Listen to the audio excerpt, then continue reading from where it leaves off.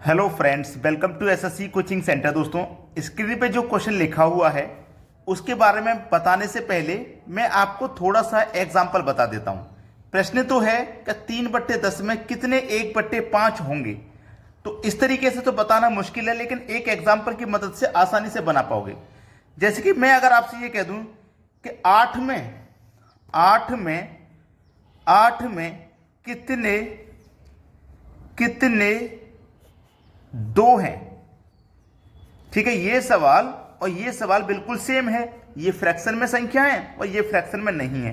सवाल बिल्कुल सेम है।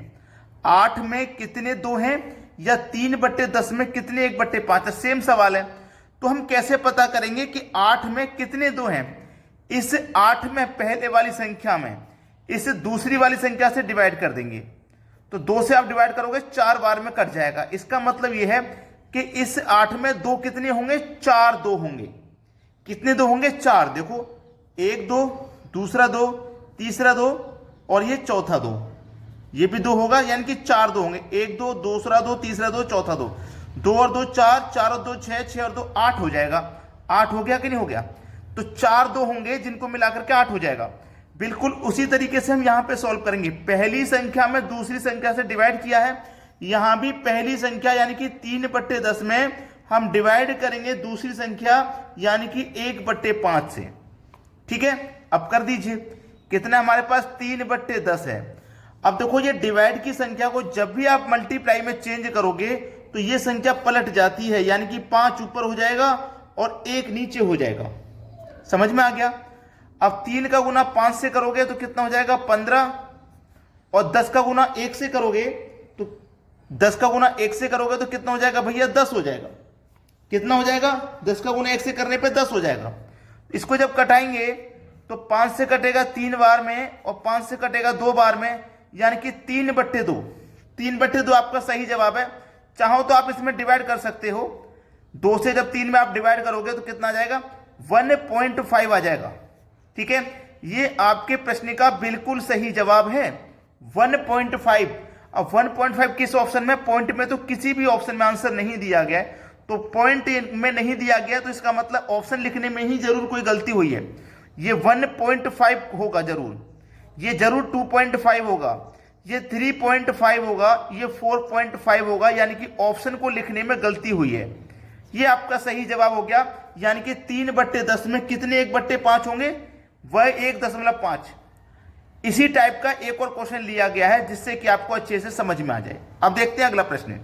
अगला प्रश्न है 7/20 में कितने 1/10 हैं? बिल्कुल वही सवाल है जो पहले वाला था। 7/20 में आप क्या करोगे? पहली संख्या में दूसरी संख्या से डिवाइड करोगे। डिवाइड करोगे दूसरी संख्या यानी कि 1/10 से।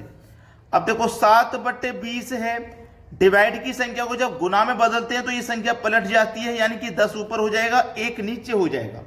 ठीक है, अब इसको देखो, 7 का गुना 10 से करोगे तो ये कितना हो जाएगा? 70। और 20 का गुना 1 से करोगे तो कितना हो जाएगा भैया? 20 हो जाएगा।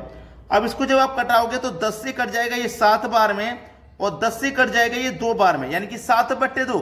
देखो, 7/2 है ऑप्शन में, बी ऑप्शन में दिया गया 7/2। बिल्कुल सही जवाब है। ऑप्शन लिखने में इस बार कोई गलती नहीं हुई है।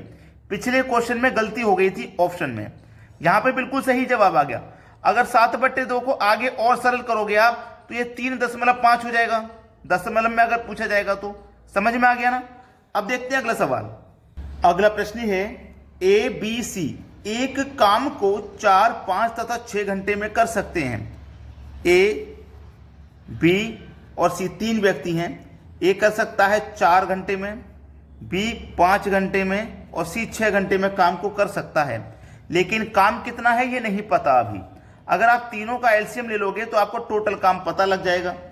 4, 5, 6 का एलसीएम आ जाएगा 60। 4 से कटाओगे 60 को तो 15 बार में कटेगा, 5 से कटाओगे 60 को तो 12 बार में और 6 से कटाओगे तो 10 बार में।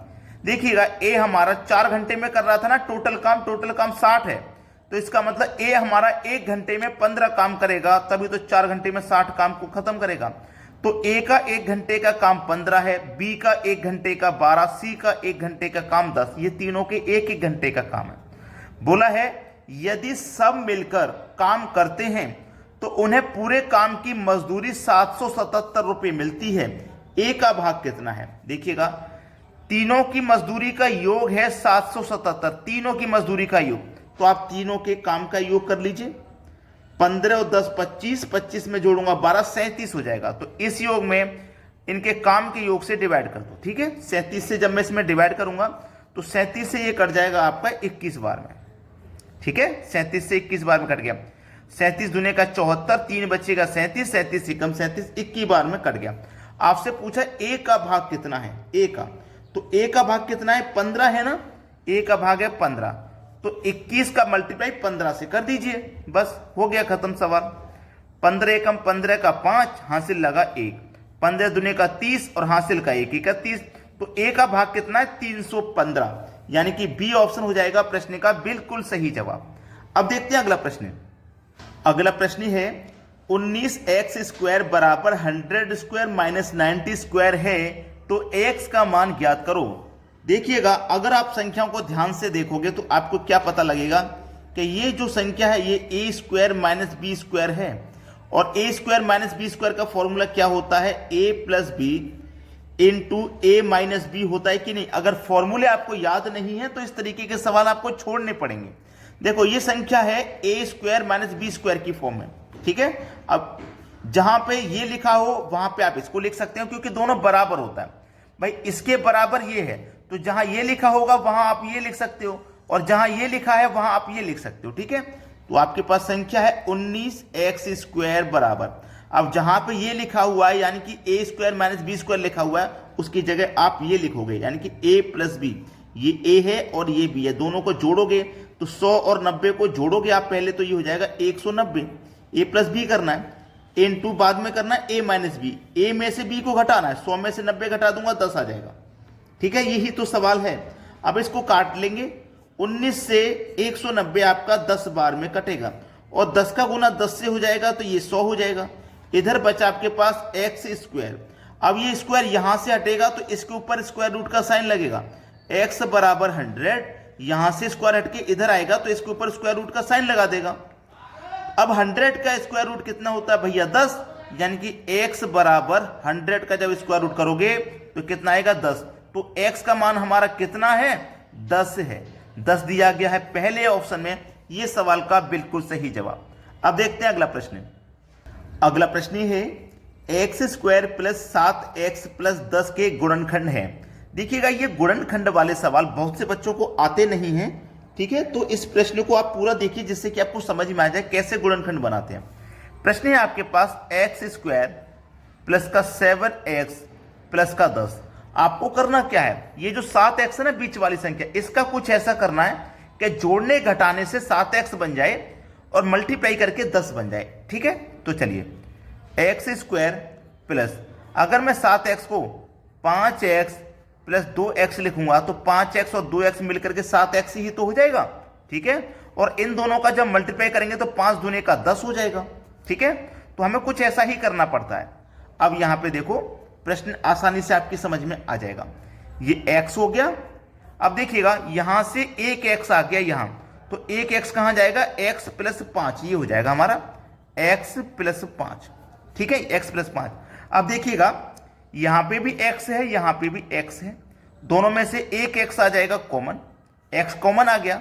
अब बचा कितना? ध्यान देना, बचा कितना? x plus 5। इसको मैं बताता हूं ये कैसे हुआ, देखिएगा ध्यान से। इसमें से एक x आ गया, ठीक है, एक x बचेगा, तो x प्लस 5 हो गया। अब ये जो मेरे पास 2 है, ये जो मेरे पास 2 है ना, इस 10 में भी तो 2 शामिल है, इस 10 में भी 2 शामिल है, तो 2 मेरा कॉमन आ जाएगा, 2 मेरा यहां पे कॉमन आ जाएगा। तो यहां से देखिए 2 का गुना मैं 5 से करूंगा तभी तो 10 होगा, 2 का गुना 5 से करूंगा तभी तो 10 होगा। जब 2 कॉमन आ गया तो यहां मेरे पास 5 बचा, तो ये x प्लस 5 हो गया। ठीक है, x प्लस 5। अब ध्यान से देखना, प्रश्न खत्म हो गया। x प्लस 5 कॉमन आ जाएगा, x प्लस 5। ठीक है, बचा क्या आपके पास? x प्लस 2, तो x प्लस 2 बचा। बस यही तो सवाल है, देख लो किस ऑप्शन में है, पहले ही ऑप्शन में दिया गया है। यह सवाल का बिल्कुल सही जवाब हो गया। अब देखते हैं अगला प्रश्न। अगला प्रश्न है एक टेनिस खिलाड़ी खेले गए 18 मैचों में से 12 हार गई तो जीते हुए मैचों की संख्या ज्ञात करो। देखो 18 मैच उसने खेले हैं टोटल, 18 में से वो 12 मैच हार गया, 12 मैच हार गए तो इसका मतलब 6 जीते। भाई 6 मैच ही तो जीते, टोटल मैच 18 हुए जिसमें से 12 हार गए तो जीते हुए मैच कितने? 6। पूछा जीते हुए मैचों की संख्या ज्ञात करो, तो जीते हुए मैच कितने हैं? 6। कितने में से? 18 में से 6 जीते हैं, 18 में से 6 मैच जीते हैं। 6 कम 6, 6 3 18, 1/3। अब 3 से 1 में डिवाइड करेंगे तो क्या आ जाएगा? 10.33 चलेगा, वो ये हमारा डी ऑप्शन में मिल जाएगा। सवाल समझ में आया? अब देखते हैं अगला सवाल। अगला प्रश्न है, यदि कक्षा 1 में 20 छात्रों की आयु का औसत 10 वर्ष है, कितने छात्र हैं? 20, औसत कितनी है? 10, तो योग कितना हो जाएगा? 200 हो जाएगा। भाई संख्या का मल्टीप्लाई औसत से करेंगे तो योग पता लग जाता है, ये योग हो गया 200। फिर बोला है कक्षा 2 में 25 छात्रों की औसत आयु 12 है, ठीक है, कितने छात्र हैं? 25, औसत आयु कितनी है? 12, तो संख्या का मल्टीप्लाई औसत से करो, योग पता लगेगा, 300 योग हो जाएगा, ठीक है, योग हो गया 300। बोला है सभी छात्रों की औसत आयु, सभी छात्र कितने हैं? 20 छात्र, ये 25 छात्र, ये टोटल मिला के 45 छात्र। इन 45 छात्रों का योग कितना है? 500। हमें पता करना है औसत ही संख्या। तो देखिएगा जब योग पता करते हैं तो संख्या का मल्टीप्लाई औसत से करते हैं, लेकिन अगर औसत ही पता करना हो तो संख्या से डिवाइड कर देते हैं हम योग में। जैसे अगर मैं 200 में संख्या 20 से डिवाइड करूंगा तो 0 से 0 गया, 2 से डिवाइड करूंगा 20 को 10 बार में जाएगा, औसत 10 पता लग गया। ऐसे ही योग में संख्या से डिवाइड कर दो, 45 से डिवाइड कर दो, आपको पता लग जाएगा औसत, ठीक है। 5 से कटेगा, 5 धाम में 10 और 1 ही 0, और 5 से इसको कटाएंगे 5 निम 45, 9 बार में। अब 9 से इसको कटा दो, 9 1 कम 9, 1 बचेगा 10, फिर से 9 1 कम 9, 1 बचेगा नहीं जाएगा, 10 लगेगा, फिर से 9 1 कम 9 हो जाएगा, तो 11.1 आपका बी ऑप्शन में दिया गया, ये बिल्कुल सही जवाब है। तो आपने अगर लाइक नहीं किया वीडियो को तो लाइक जरूर कर दें, और शेयर नहीं किया तो भाई सभी दोस्तों में शेयर कर दें। ठीक है दोस्तों, धन्यवाद।